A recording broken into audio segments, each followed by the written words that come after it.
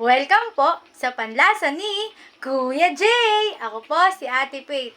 Ngayon po, ang gagawin po natin ay crispy isaw. Ito po yung mga ingredients. Meron po tayong isaw, toyo, paminta, asukal, suka, sibuyas, tsaka po yung meron po tayong harina at cornstarch.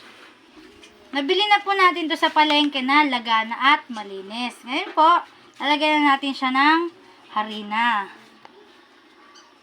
Okay lang po kahit ganyan kasi hahaluin pa naman. Lagay na din po natin yung cornstarch.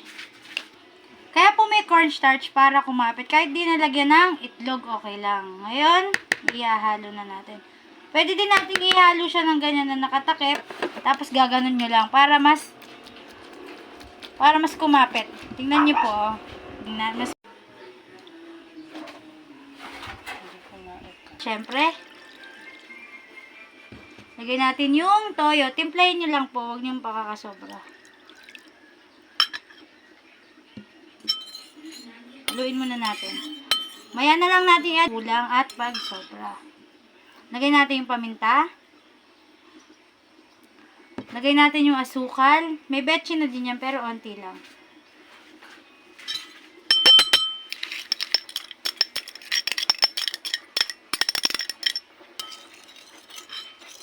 At huwag nyo din kalimutan yung sibuyas. Ayan po yung specialty ko, sausawan. Ngayon po, lalagyan natin siya ng 2 sili para masarap ang kainan. Yung gagawin po natin, pwede po siyang merienda, pulutan, tsaka pwede siya pang araw-araw. Sabi mo. Tsaka pala ulam, pwede siya. Okay mo na. Ngayon po, lalagyan natin ng asin at paminta. Titimplahan na natin siya para mas lalong sumarap.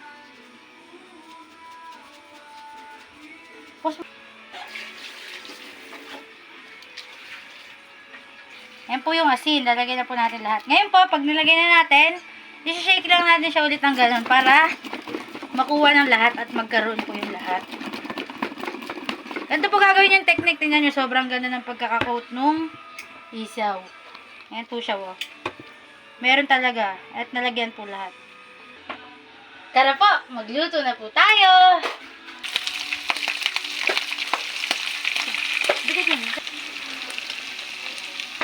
Ngayon po, nag-brief na po tayo. Hintayin natin mag-golden brown. Ayan po, malapit na po siya maluto. Ang sarap niyan. Ngayon po, ito na po yung naluto natin. Tara po, kain na po tayo. Ito na din po yung suka na natapos natin. Sobrang sarap po niyan. Yan, kuha po tayo. Dami sibuyas po, no? Kasi mahilig po kami sa sibuyas. Saka malakas po kami sa sibuyas. Yun. Yan. Yan po natin. Ang sarap!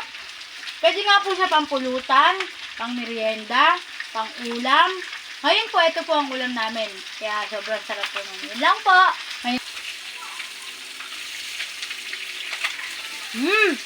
Sobrang sarap talaga.